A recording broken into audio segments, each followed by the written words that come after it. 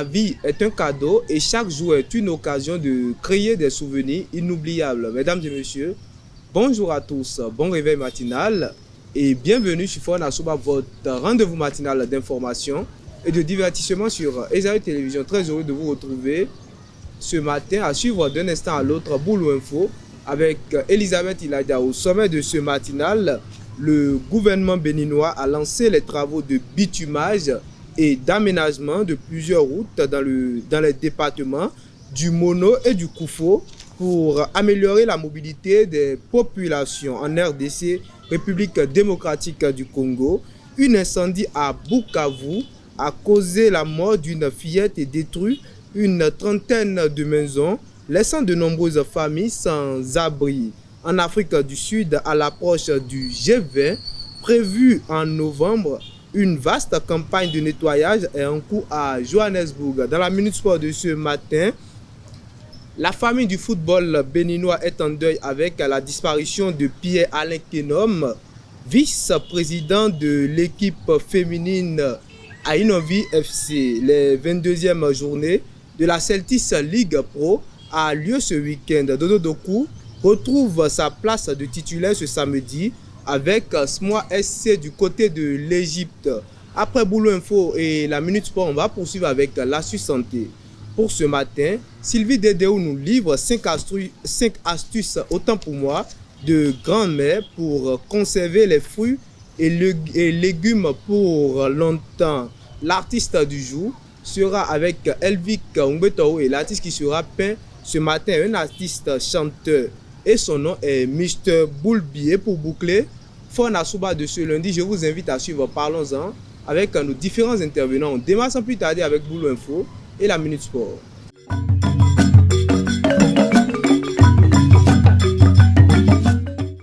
Boulou Info, c'est avec vous Elisabeth Iladia. Bonjour. Bonjour Mouidine. Bonjour à toutes et à tous et bienvenue dans Boulou Info. Le 13 mars 2025, les députés béninois ont adopté une loi définissant le cadre juridique de la chefferie traditionnelle. Ce texte reconnaît 16 royaumes, 80 chefferies supérieures et 10 chefferies coutumières, tout en précisant les critères de désignation des chefs. La loi prévient également la possibilité pour l'État d'accorder des allocations aux autorités traditionnelles sous conditions réglementaires. Le 15 mars 2025, le gouvernement béninois a officiellement lancé les travaux de bitumage des routes Azovert-Ouégamé, Kloué-Kamé et RN2 CITES IUT, ainsi que l'aménagement de plusieurs axes en terre. Le chantier confié à l'entreprise QGMI pour plus de 31 milliards de francs CFA vise à faciliter la circulation et le développement économique. Présent lors de la cérémonie à Azovert, le ministre Dato a appelé les populations à la patience pendant la durée des travaux estimée à 24 mois. Le jeudi 14 mars 2025, à l'Université de Parakou, un événement a réuni des étudiants, des jeunes entrepreneurs et des esprits en développement autour d'une question cruciale. L'entrepreneuriat, une porte en faveur du développement communautaire, mais quand la jeunesse hésite, que faire? Animé par le coach Yannick Ochoumare, ce talk show a reçu le Dr Hugues Elegbe, expert en entrepreneuriat et développement personnel, et a permis de réfléchir sur les défis et les solutions pour encourager l'entrepreneuriat chez les jeunes. Retour sur cet événement avec ce reportage signé Elvic Umbetao. L'Université de Parakou a été le théâtre d'un événement marquant, un talk show sur l'entrepreneuriat et son rôle crucial dans le développement communautaire. Une séance qui a rassemblé des experts et des jeunes entrepreneurs autour d'un thème essentiel pour surmonter les défis liés à l'entrepreneuriat. Le thème entrepreneuriat a été choisi spécifiquement pour répondre à un besoin. Aujourd'hui, nos gouvernants se battent au quotidien pour mettre en place des conditions favorables à l'entrepreneuriat des jeunes aujourd'hui, à travers divers projets, divers programmes et divers accompagnements. Mais on se rend compte que les jeunes sont sous-informés. Au-delà du fait qu'il faut être formé pour réellement réussir, pour devenir un entrepreneur à succès, les jeunes sont sous-informés. Le docteur Hugues Elegbe, expert en entrepreneuriat et développement personnel, a animé cette session en partageant son expertise et en abordant les obstacles que rencontrent les jeunes dans leur parcours entrepreneurial. Il a également présenté des solutions concrètes pour encourager l'engagement de la jeunesse dans des initiatives porteuses de changement pour la communauté. Ça a permis aux étudiants d'avoir une idée, de savoir, de comprendre qu'ils peuvent foncer ils peuvent avoir l'initiative d'entreprendre et d'évoluer. Et qu'aujourd'hui, ils ont compris que quel que soit le type de formation, alors il y a possibilité d'entreprendre, il y a possibilité d'arriver à travers l'entrepreneuriat. Nous pouvons donner des conseils aux jeunes en disant aujourd'hui que l'hésitation n'est plus autorisée. L'hésitation n'est plus autorisée, l'hésitation n'est plus à l'heure. Il faut avoir l'audace de foncer et que l'échec, c'est aussi une leçon pour pouvoir réussir. Cet événement a permis des échanges riches entre les participants qui ont pu partager leurs expériences, leurs défis et leurs idées pour promouvoir un entrepreneuriat durable et inclusif. Moi, j'ai retenu beaucoup sur la question de la stratégie d'un entrepreneur et également sur la motivation psychologique qu'on devrait avoir personnellement pour la visibilité, la pérennité, l'évolution de nos projets. J'invite des camarades, des collègues à oser, parce que entreprendre, c'est oser, jeter et voir ce que ça va donner. Parce que celui qui ne jette rien ne ramasse rien. Hors de nos frontières, en RDC, un incendie a ravagé la commune de Kadoutou à Bukavu le 15 mars 2025, entraînant la mort d'une fillette de 8 ans et la destruction d'une trentaine de maisons. De nombreuses familles, déjà touchées par l'insécurité et la crise économique, ont passé la nuit sous la pluie sans assistance. L'actuel maire, nommé par le M23, a promu des solutions dans les prochaines 48 heures. Et pour finir, récemment, le président sud-africain Cyril Ramaphosa s'est rendu dans le centre de Johannesburg, alarmé par l'insalubrité et la criminalité qui y règne. En prévision du G20, une centaine de personnes soutenues par la brigade anticriminalité s'activent pour nettoyer les rues. Malgré ces efforts, les habitants dénoncent une prise de conscience tardive des autorités face à une situation qui perdure depuis des années. C'est tout pour l'info de ce matin. Merci de nous avoir suivis. Merci à vous, Elisabeth Iladia, pour l'actualité matinale.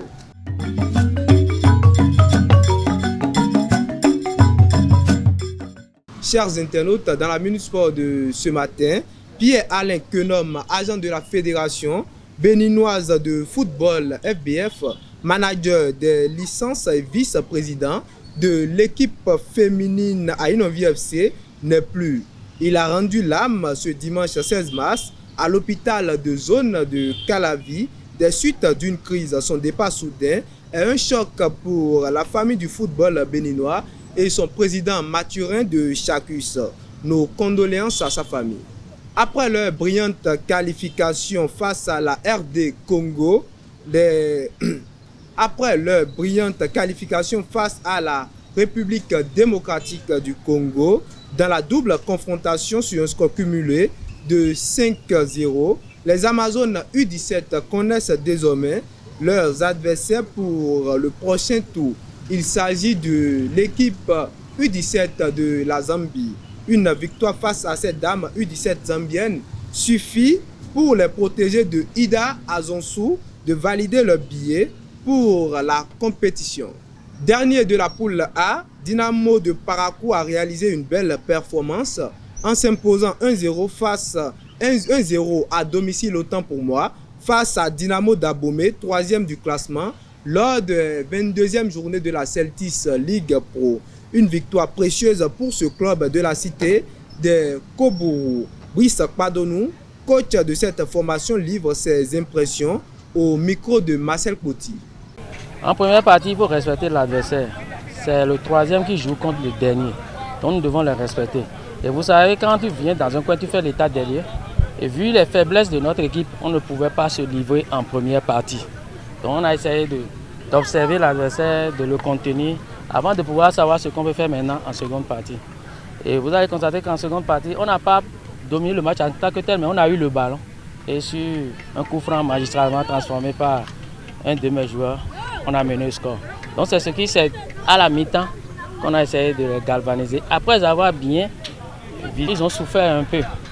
Ça veut dire qu'on a un peu forcé et on va toujours forcer parce qu'on n'a pas le choix. On est dans plein de championnat, on n'a pas le choix. On va essayer de travailler sur ce point en prenant en compte aussi l'aspect championnat. En n'oubliant pas qu'on a chaque week-end un match. Surtout la semaine prochaine, en 4 jours, on a 2 matchs. Donc on va prendre tout ça là en compte. Et je crois que la volonté hier, moi j'ai constaté la volonté. Si je ne pouvais pas relever le défi, des dirigeants, je ne serai pas là.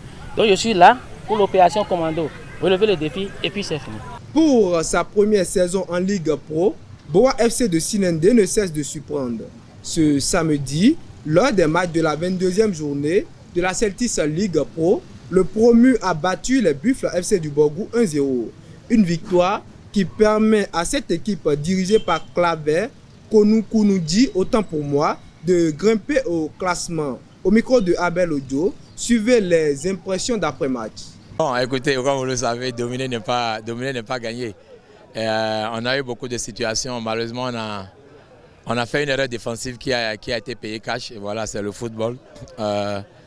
L'équipe qui a gagné s'est tellement méritée de gagner parce qu'elle a marqué un but. Nous, on n'a pas su marquer de but. Et voilà, c'est l'activité que nous avons depuis. Donc voilà, je suis un peu déçu parce qu'on avait à cœur quand même, après avoir perdu 2 points à domicile contre Dynamique, essayer de rebondir ici. Voilà, derrière une erreur défensive nous plombe. Mais c'est le football.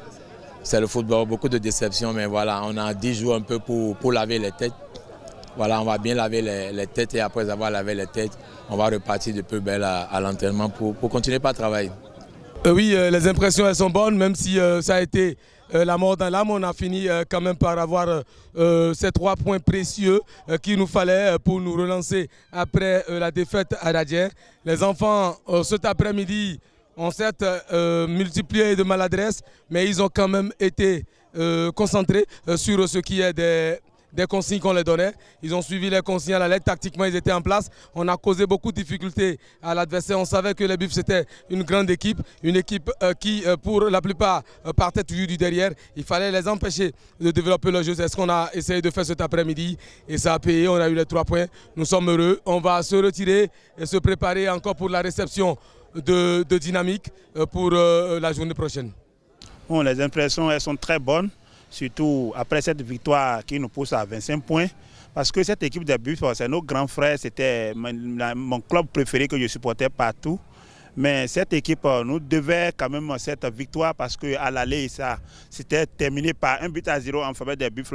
On a joué ce match à 10 contre 11 depuis la 10e minute de jeu. Et on a poussé jusqu'à on est allé à l'égalisation, mais ça n'a pas marché. Aujourd'hui, on devait quand même rendre le coup à nos grands frères parce que Boa, c'est un promu qui est né avec les dents. Bon, nos ambitions pour le futur, bon, c'est d'abord comment trouver une société ou des partenaires pour accompagner ces jeunes joueurs qui ont envie de montrer leur talent. Parce qu'au vu de tout ce que nous faisons parmi les 36 clubs, vous allez constater quand même que Boa est le seul club qui joue avec des joueurs locaux, c'est-à-dire uniquement des Béninois. Donc nous avons beaucoup d'ambition pour eux, mais sans moyens, nous ne pourrons rien. Et pour boucler avec la Minute Sport de ce matin, relégué sur le banc ces dernières semaines en raison d'un désaccord avec son club concernant sa prolongation, Dodo Dokou, l'international béninois, a retrouvé ce samedi sa place de titulaire avec Smoa SC face aux Zamalek en quart de finale de la Coupe d'Égypte. Le milieu du terrain béninois a disputé 86 minutes, mais son club a perdu 4-2. Pour le Guépard, ce retour dans le 11 de Smoa SC tombe à point nominé autant pour moi, et devrait lui permettre d'arriver en sélection avec de bonnes sensations lundi prochain. Voilà, c'est tout pour la Minute Sport de ce matin. Chers internautes, j'invite au plateau Sylvie Dedeo pour l'Astuce Santé.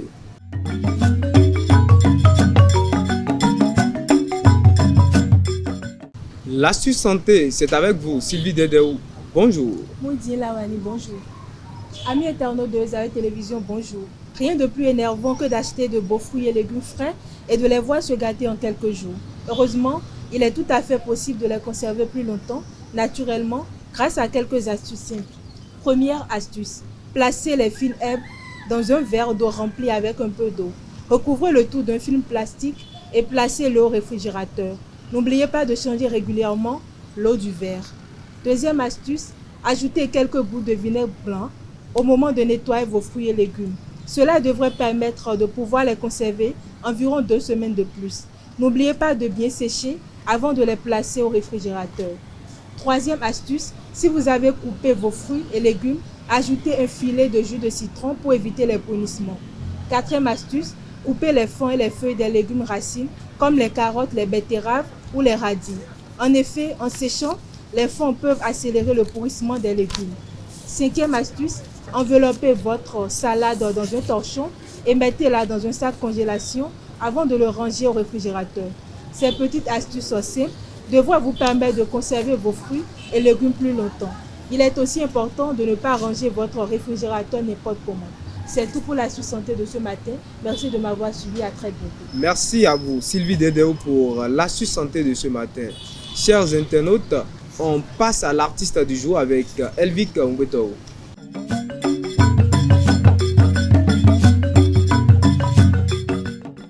Boulby, l'artiste du jour, c'est avec vous, Elvic Ngweto. Bonjour. Bonjour, Moudine Lawani. Amis internautes des télé, bonjour. Âgé de plus d'une trentaine d'années, Mr. Boulby, de son vrai nom, s'appelle Maurice Sagui. Il est un artiste chanteur, talentueux de la musique Wama. De Nati Tengu, Boulby est de père et de mère Wama. Il a à son actif plusieurs chansons dont des clips vidéo sur YouTube. Il a choisi de chanter en Wama dans le but d'œuvrer davantage pour la promotion de sa culture. Vas-y, dis oui, c'est l'une de ses sorties zouk, chantée en Wama et en français. Le jeune artiste a dressé des mots d'amour à sa bien-aimée dans un style propre à lui qui ne dit pas son nom. Il a également chanté Maman ou encore L'argent. Des sorties à écouter sans modération et toujours disponible sur YouTube. C'est tout pour l'artiste du jour. Merci Elvic Ngweto pour l'artiste du jour de ce matin.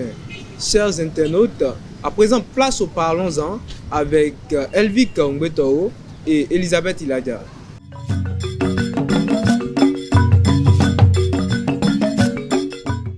Doit-on épouser une personne qui n'a pas le même niveau intellectuel que soi? C'est le sujet de Parlons-en de ce matin et le débat est avec vous. Elisabeth Iladia, bonjour à nouveau. Bonjour Mehdi. Et Elvic Ngweto, bonjour à nouveau. Bonjour Mehdi. Alors Elisabeth Iladia, qu'est-ce que vous pensez du sujet? Bon, moi je pense que le niveau intellectuel n'a pas vraiment son mot à dire dans une relation. Vous pensez que le niveau intellectuel n'a pas son mot à dire quand il s'agit de faire le choix de celui avec qui se mettre en relation?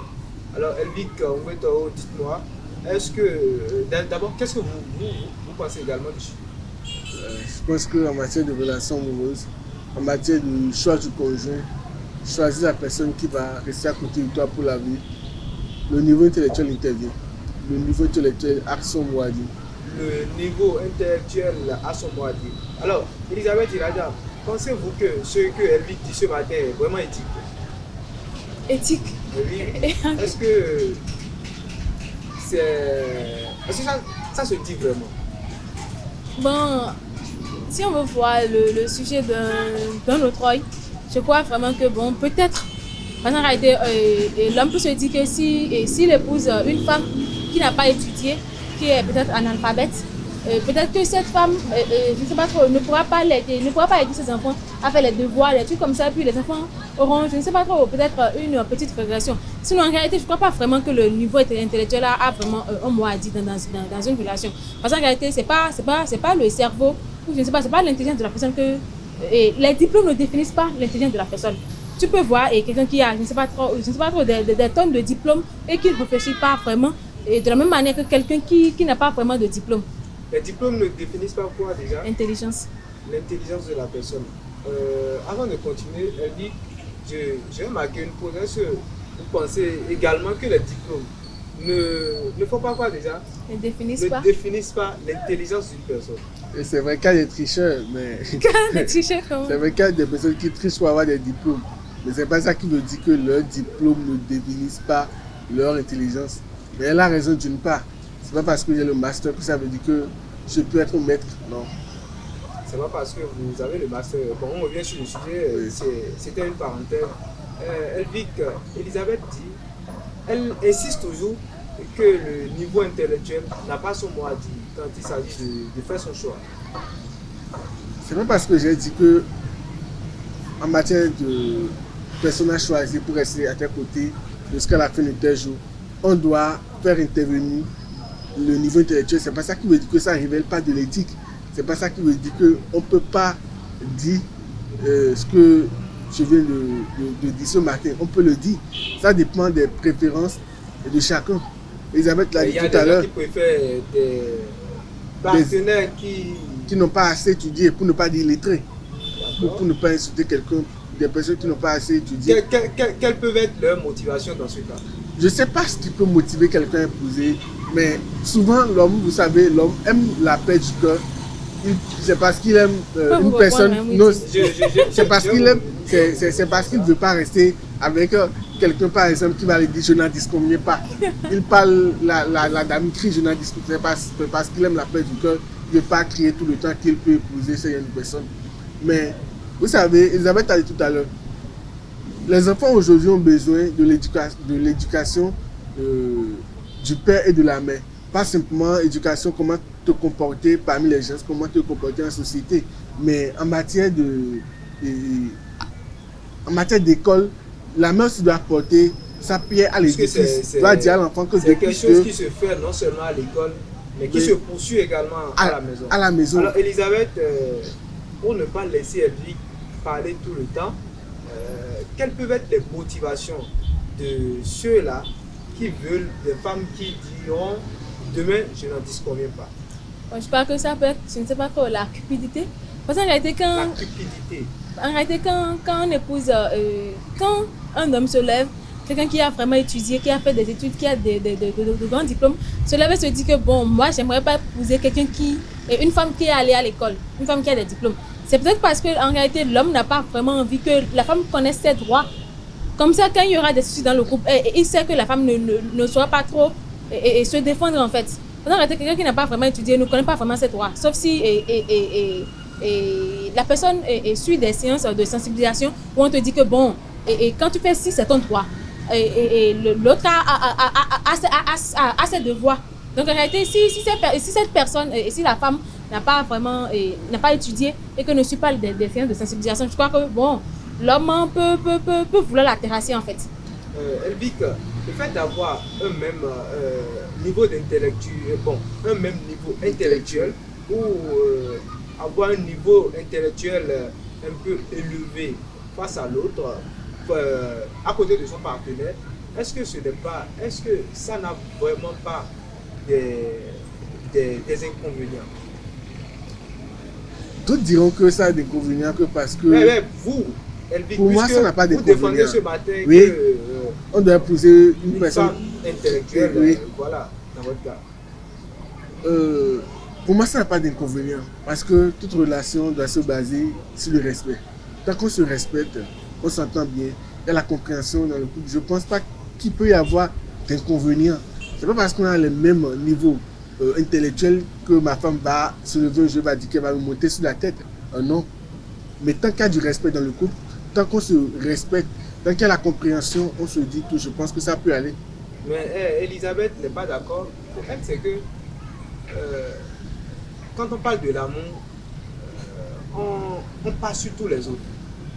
On doit passer sur tous les autres. Le niveau d'intellect, le niveau intellectuel, ça ne compte pas. Ce qui est dans la tête de l'autre, ça ne compte pas. Ce qui est dans la tête de l'autre compte. Ok, disons que le niveau intellectuel, elle peut le résumer simplement au diplôme. L'intellectuel aujourd'hui, ce n'est pas simplement les diplômes. La personne peut avoir le même niveau intellectuel que toi dans un autre domaine. Par exemple, maintenant, avec ça, vous pouvez évoluer tranquillement. Ce n'est pas forcément que l'autre va me dépasser en telle chose, mais j'ai telle chose de moins que l'autre. Ce n'est pas ça qui fait une relation. C'est pas parce que, par exemple, j'ai le bac, ma femme, elle a juste ce EP que la relation va forcément marcher. Elvic, vous ne pouvez pas sortir, vous, avec quelqu'un qui n'est pas doué intellectuellement. J'ai jamais dit ça. Je n'ai pas dit que je ne peux pas sortir avec... C'est ce que vous défendez. Non, c'est pas parce que... S'il vous plaît, je n'ai pas dit que je ne peux pas sortir avec une personne qui n'est pas douée en matière d'intellect. Mais je dis que ce n'est pas très conseillé. Je ne dis pas sortir avec un génie. Je ne dis pas sortir avec un génie, mais sortir avec... vous avez fait sortir le mot ce matin. Oui. Sortir avec quelqu'un qui est illettré. j'ai dit pour ne pas insulter quelqu'un, je ne dis pas illettré, quelqu'un qui n'a pas assez étudié. Quelqu'un qui n'a pas assez étudié. Et vous voyez, le modèle évolue aujourd'hui, nous sommes... Dites s'il vous plaît. Oui, c'est la réponse que je veux donner. Le modèle évolue aujourd'hui et en matière d'évolution, on apprend beaucoup de choses.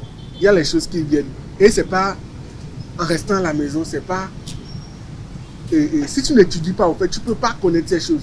Vous voyez, à l'école aujourd'hui, déjà en classe de 3e, on apprend déjà ce que c'est que être une femme enceinte, comment se positionner, placenta, tout ça là. Déjà en terminale, on parle de sein, comment traiter un enfant. Une personne qui n'a pas étudié va toujours utiliser les moyens qu'utilisaient nos mères. Je ne dis pas que nos mères ne nous entretenaient pas correctement, mais le monde évolue aujourd'hui, il y a beaucoup d'évolution, il y a beaucoup de nouveautés. Et si tu étudies, tu peux connaître facilement ces choses. Quelqu'un qui n'étudie pas assez, ne peut pas connaître certaines choses et ne peut pas s'occuper correctement. Non, en réalité, ne peut pas faire certaines choses au fait. Je crois que le niveau intellectuel est un détail vraiment insignifiant dans un couple. Et quand vous parlez de la grossesse, je ne sais pas trop, la grossesse, l'allaitement, quand vous allez à l'hôpital, quand la femme enceinte va à l'hôpital, même celles qui ne comprennent pas le français, les sages-femmes leur expliquent ça en fait.